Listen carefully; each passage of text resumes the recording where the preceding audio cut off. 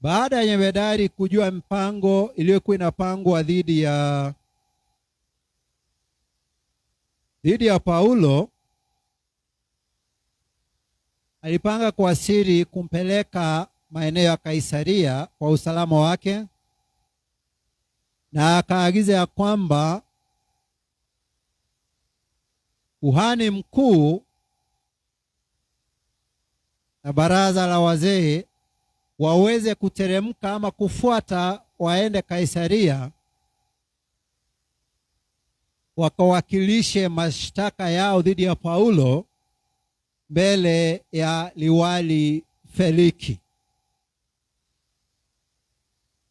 Na tuliona ya kwamba walienda wakafikisha Paulo na wakapeana pamoja na barua ambayo ilikuwa imeandikwa. Na tukaona ya kwamba baada ya Feliki kusoma ile barua, alisema ya kwamba Paulo awekwe chini ya ulinzi katika nyumba ya uliwali ya Herode, akingojea sasa waliomshtaki waje kutoka Yerusalemu walete mashtaka yao.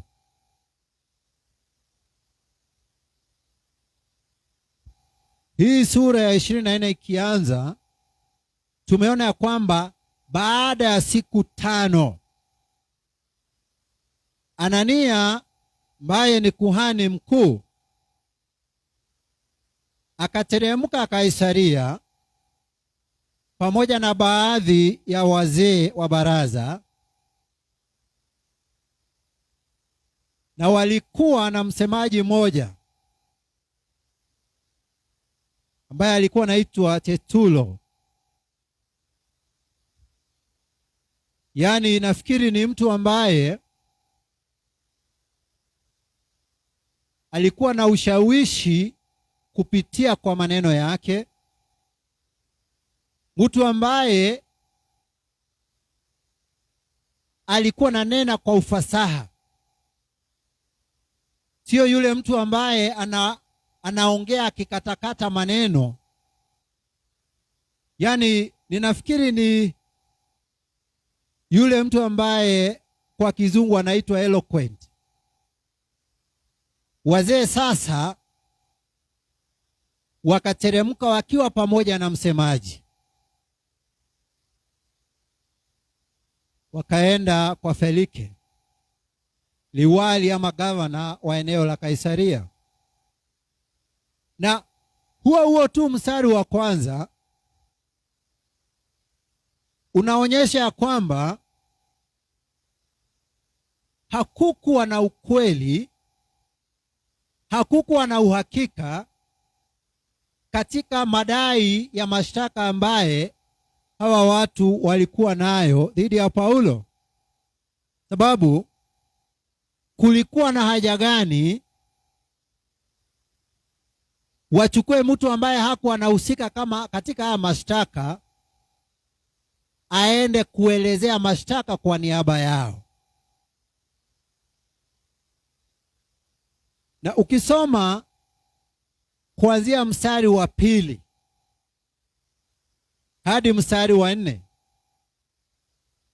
utaona ujanja uliokuwa na Tertulo wakati alikuwa anaongea mbele ya liwali Feliki. Na hebu angalia, alianza kwa kumsifu. Alianza kwa kumsifu aliyekuwa anasikiza hiyo kesi. Ni kama mtu awe ameshtakiwa, akienda kotini, pengine hako na wakili, badala ya wakili kuanza kumtetea ama kusoma mashtaka, anaanza kusifu hakimu. Hiyo pia inaonyesha kwamba kuna ujanja ambao ulifanya huyu mtu ajumuishwe katika kikundi ambacho kilienda pale Kaisaria kwa sababu ya kesi dhidi ya Paulo. Ona, anamsifu. Hebu tusome mstari wa 2. Naye Tertulo alipoitwa akaanza kumshtaki akisema. Sasa hii mistari inayofuatia sio mashtaka, ni sifa ambazo wanasifu nazo Feliki, nia na kusudi yake ikiwa maamuzi ambaye yatafanywa kuhusiana na hiyo kesi yawe yanaegemea upande wao ama yanawapendelea. Na watu wengi wanakuwa hivyo. Anakuja akiwa na mdomo mtamu, maneno mazuri yanayofuatana, anakujazia sifa, lakini nia na kusudi yake, yani unaweza sema tu anakuenjoy, lakini anataka akushawishi kwa njia ambaye itamnufaisha yeye mwenyewe. Na ni vizuri sana sana watu ambao wako katika nafasi za uongozi ama nafasi za kufanya maamuzi ama kutoa mwelekeo, ni vizuri sana kuchunga watu wa aina hii. Na sisemi ni vibaya kuwa msemi mzuri, na sisemi ni vibaya kutambua matendo ambaye mtu amefanya. Ni vizuri, lakini ni vibaya kufanya hivyo kwa nia mbaya ama kwa nia ya kuhujumu haki, kama vile ambavyo huyu Tertulo alikuwa anafanya. Nasema ya kwamba kupitia kwako mtukufu Feliki,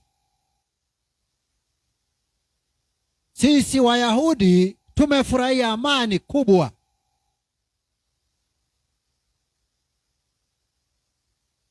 Atina sababu, hebu tusome tena mstari wa 2.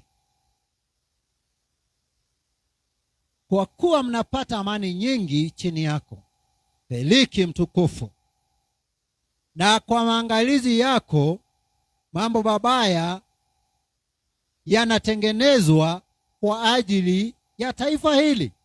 Sikia, anamsifu kwa mambo mawili, ya kwamba kupitia kwa uongozi wake, ati ya kwamba Wayahudi walikuwa wanafurahia amani sana. Na pia jambo la pili ambalo alimsifia, anamwambia kupitia kwa maangalizi yako, kupitia kwa usimamizi wako, mambo ambayo yangekuwa mabaya yanatengenezwa. Alafu anaendelea kusema ya kwamba katika hayo mambo, katika njia yote na kila mahali wanamshukuru. Lakini huo ni uongo, sababu tunajua wakati ule serikali ama nchi ya Israeli ilikuwa chini ya usimamizi wa serikali ya Roma, na sio jambo ambalo lilifanyika kwa kupenda kwa Wayahudi, na sio jambo ambalo Wayahudi walikuwa napenda na kufurahia, isipokuwa tu hawa wachache waliokuwa katika uongozi ambao walikuwa nafurahia na kufaidika sababu ya faida ambazo ziliambatana na nyadhifa ambazo walikuwa nazo. Lakini wengi hawakuwa nafurahia hiyo hali. Ukitaka kujua Wayahudi wakati ule walikuwa wanachukua Waroma namna gani, angalia venye walikuwa wanachukua wakusanyaji ushuru. Sababu wakusanyaji ushuru walikuwa Wayahudi wenzao ambao walikuwa wanakusanya ushuru kwa ajili ya serikali ya Roma. Kwa hivyo wakati huyu Tertulo anakuja kujaza sifa mbele ya Feliki, ulikuwa uongo mtupu, ulikuwa unafiki, ulikuwa tu ni ubinafsi. Hawakutaka kujua wananchi wanasema nini, wananchi wanahisia gani kuhusu utawala wa Roma juu yao. Hawa wanaenda kudanganyana. Na hiyo ndio sababu moja huyu Tertulo alikuwa amechaguliwa, ili aende akaendeleze ubinafsi na unafiki na uongo. Kusudi lake, aliyekuwa akisikiza kesi dhidi ya Paulo aweze kuamua kesi kwa mapendeleo.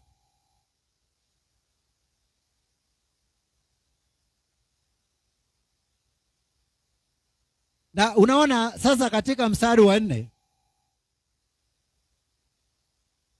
anasema, sasa sitaki kukuchosha zaidi, ninaomba ya kwamba utusikize kwa kifupi. Yaani alitaka kujiwakilisha pamoja na kundi lake mbele ya Feliki kama watu ambao wanawakilisha nchi ambayo imefurahia sana sababu ya wokovu ya uongozi wa Roma.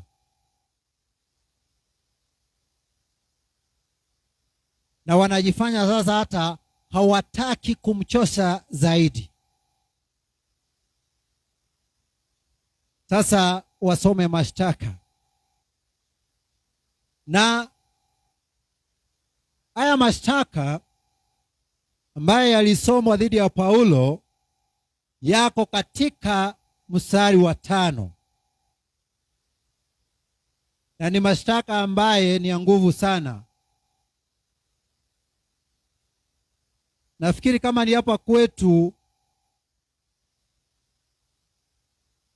ni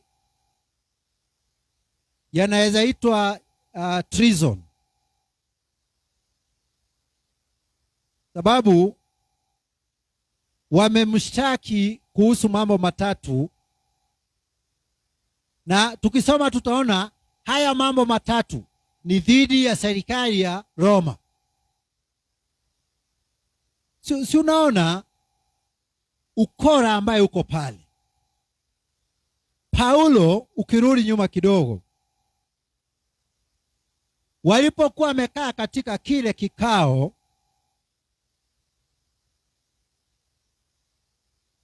kwa baraza, wengine walikuwa Mafarisayo na wengine walikuwa Masadukayo.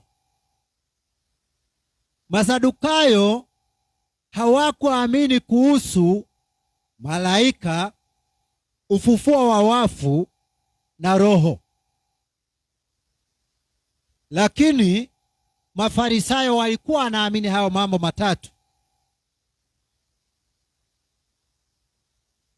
Paulo sasa naye akijitetea akasema anashtakiwa sababu ya imani yake kuhusu ufufuo wa wafu.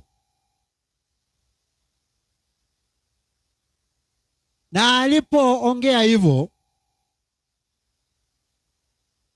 lile baraza likagawanyika. Wafarisayo wakaungana naye na wakaanza kumtetea. Masadukayo nayo wakakatana naye. Kwa hivyo ilikuwa ni kesi kuhusu imani ya Kiyahudi na imani ya Kikristo. Haikuwa na mambo kuhusu serikali na utawala wa Kiroma. Lakini angalia, ona mstari wa 5. Sababu hawakuwa na kesi iliyo na msingi na inayoweza kutosha kusimama mbele ya Feliki. Na tuliona katika barua ambaye jemedari aliandika, alisema ya kwamba aliposikiza aliona hakuna jambo ambalo Paulo alifanya lililotosha afungwe ama auawe. Akasema ya kwamba aliona tu ni mambo kuhusu sheria za dini yao. Unaona? Lakini sasa wamefika pale, wamebadilisha. Wamemwekelea Paulo mashtaka dhidi ya serikali. Mstari wa 5 unasema nini? Kwa maana tumemwona huyu mtu mkorofi. Jina ambalo limetumika kwa Biblia Kizungu ni pestilent, na maana yake ni mtu ambaye ni muharibifu wa maadili na ni hatari kwa amani ya umma. Yaani ni mtu ambaye anachochea pengine watu wasitii, na huyo mtu ni hatari sana kwa amani ya umma, na hakuna serikali inaweza kubali mtu kama huyo. Kuna serikali itakubali mtu ambaye anachochea watu wasitii mamlaka, na mtu ambaye anataka kufuruga amani ya nchi. Hilo ni shtaka moja ambalo walimwekea, na tunajua ni uongo. Shtaka la pili katika tuo mstari wa 5, walisema ya kwamba Paulo ni mwanzilishi wa fitina katika Wayahudi wote duniani. Unaona? Wakasema ya kwamba ni mchochezi, ati anachochea Wayahudi wote dunia mzima dhidi ya utawala wa Roma. Jina ambalo limetumika katika Biblia ya Kizungu kusimamia uchochezi ama mchochezi ni agitator, na maana yake ni mtu ambaye anachochea, anasisimua watu, akijidai ya kwamba analeta mabadiliko ya kisiasa. Unajua, mtu ambaye anachochea na kusisimua watu, nisema ya kwamba yeye anataka kuleta mabadiliko ya kisiasa, huyo mtu ni tisho kwa serikali iliyoko. Kwa hivyo walikuwa naambia Ufeliki ya kwamba kando na huyu mtu, kwa ya kwamba ni hatari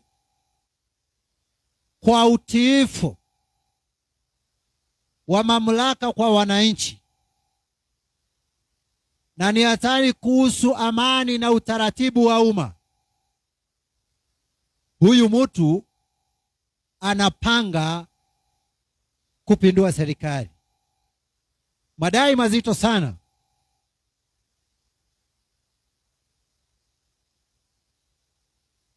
Ati anachochea Wayahudi wote ulimwengu mzima dhidi ya serikali ya Roma ili wasitii ama wabadilishe serikali ya Roma. Jambo la tatu, hayo ni madai hatari sana. Jambo la tatu, walisema ya kwamba Paulo ni kichwa cha madhehebu ya Wanazarayo. Ukiangalia kwa Biblia ya Kizungu, walikuwa wanadai ya kwamba Paulo ni ring leader wa sect ya Wanazario ama sect of the Nazarenes.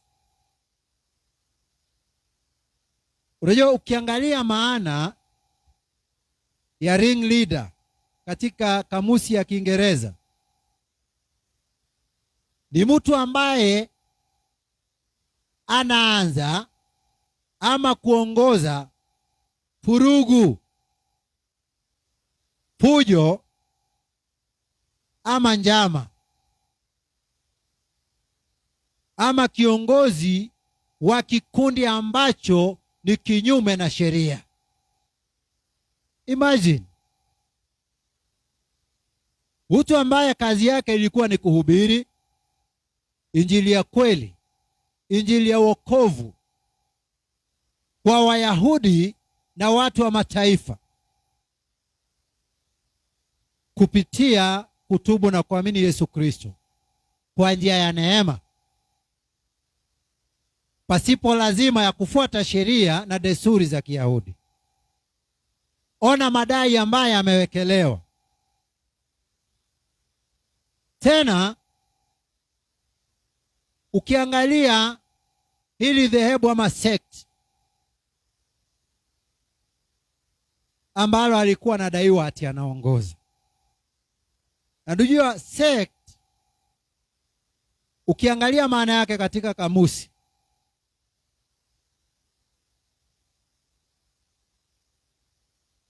ni jina ambalo hata ni kinyume na sheria,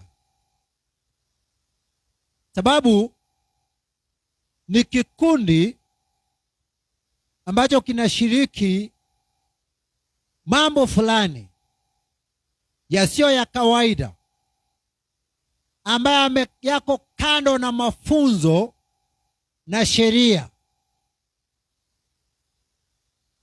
za kisiasa ama kidini. Imani zao za dhehebu ama sect, mambo mengine ambao wanaamini na kufanya na kufuata sio ya kawaida, ni mambo ambayo yametokana na mafunzo ya kweli na yako kinyume na sheria. Aidha yako kando na kinyume na mambo ya kidini, dini ya kweli, na ni kando na maadili ya kweli ya kisiasa. Hayo ndio madai ambayo yaliwekwa dhidi ya Paulo, na tunajua ya kwamba ni ya uongo. hayakuwa ya ukweli, sababu Paulo hakuwa anaongoza kikundi ambacho ni kinyume na sheria. Paulo alikuwa anaongoza, anaelekeza watu kumwamini na kumfuata Yesu Kristo. Na hilo ni jambo ambalo halikuwa kinyume na maandiko, na halikuwa pia kinyume na sheria, sababu hata jemedari alisema ya kwamba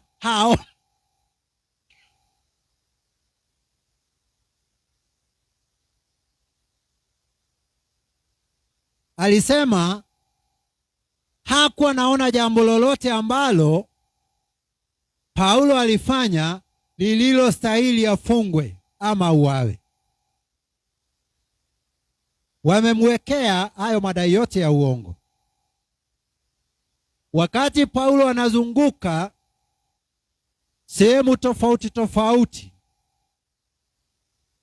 miongoni mwa nchi za mataifa, akihubiri na kufunza watu kuhusu neno la Mungu, hawa anasema ati alikuwa anazunguka akichochea watu kuasi na kupindua serikali ya Kiroma.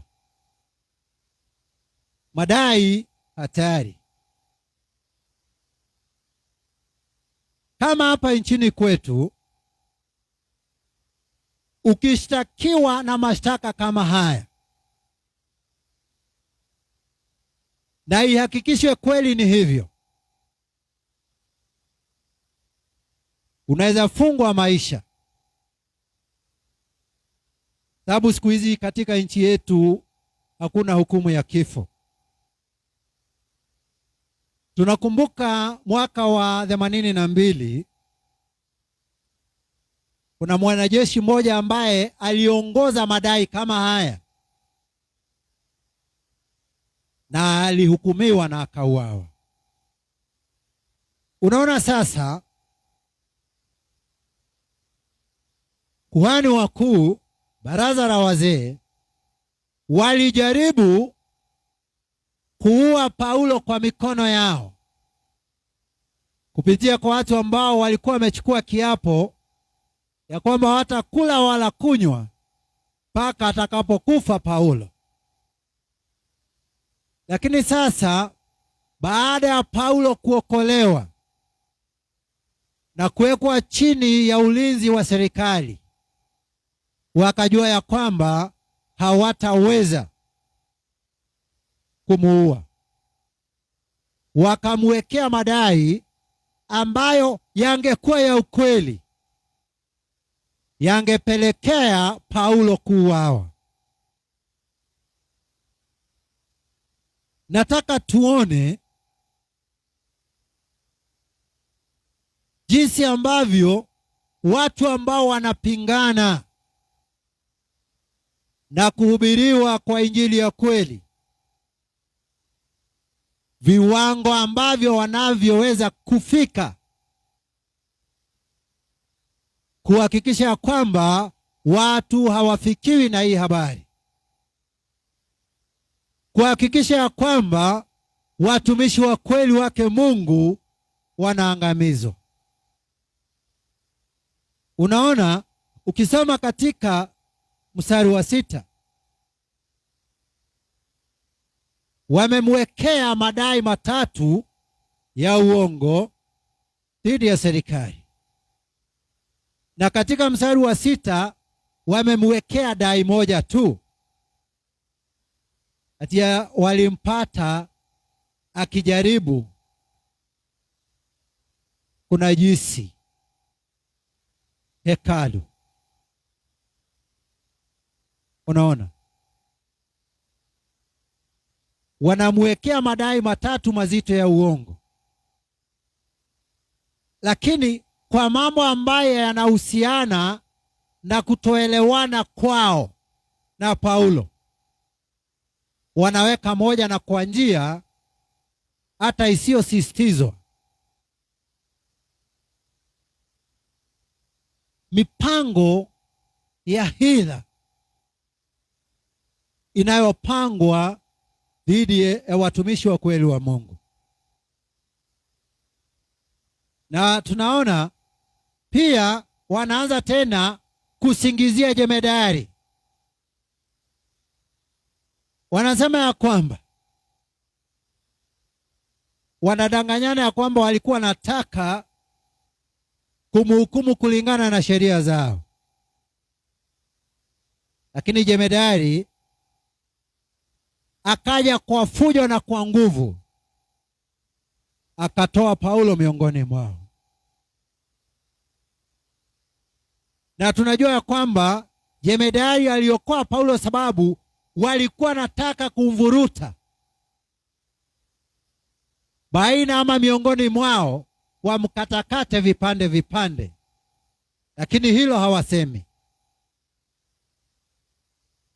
Wanasema tu yale mambo ambaye yataonyesha ya kwamba Paulo ni mtu mbaya, na pia waonyesha ya kwamba kama sio jemedari kumwokoa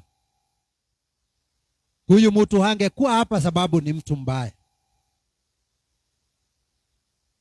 Na sasa katika mstari wa 8 wanasema baada ya jemedari Klaudio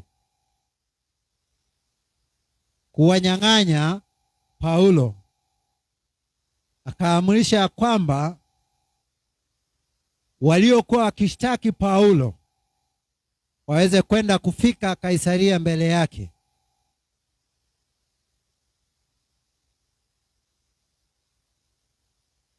Wapeleke mashtaka dhidi ya Paulo.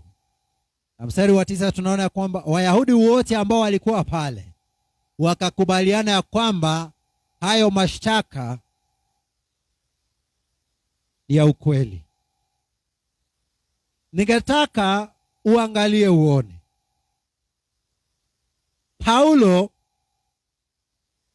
ako peke yake,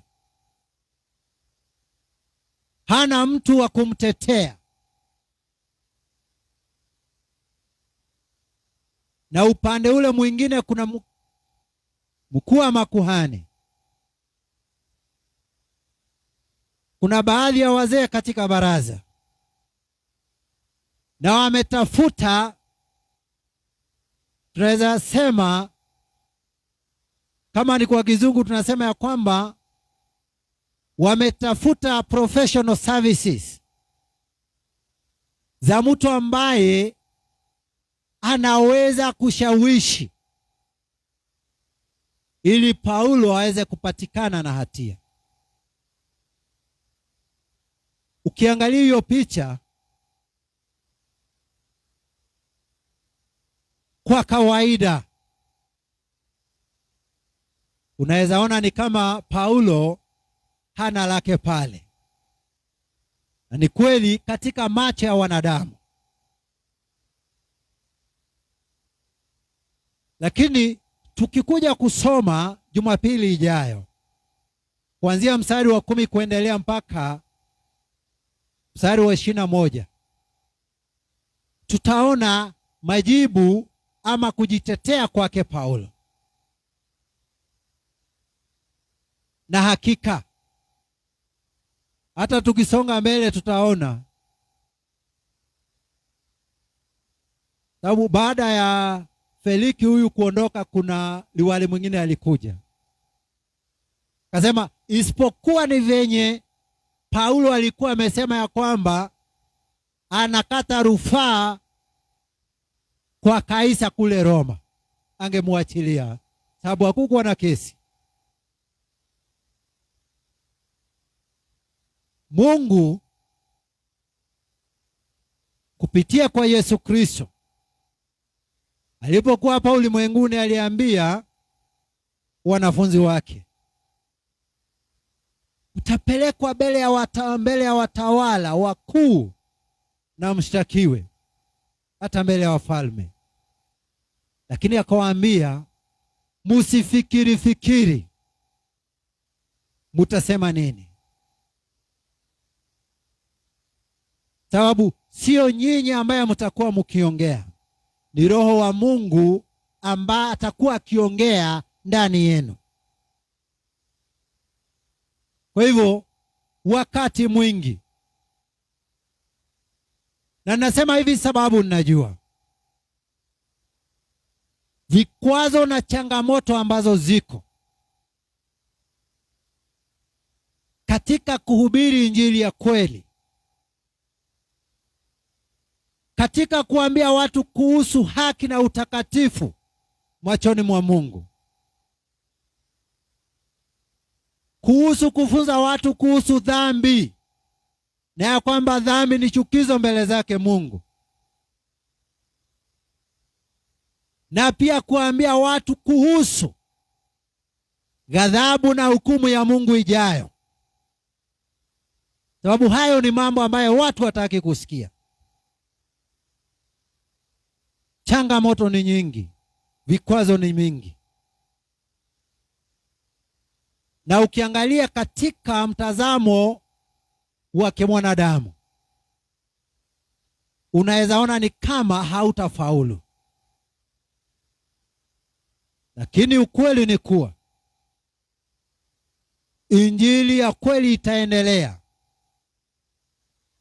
mpaka atakaporudi Yesu Kristo kulichukua kanisa lake takatifu. Kwa hivyo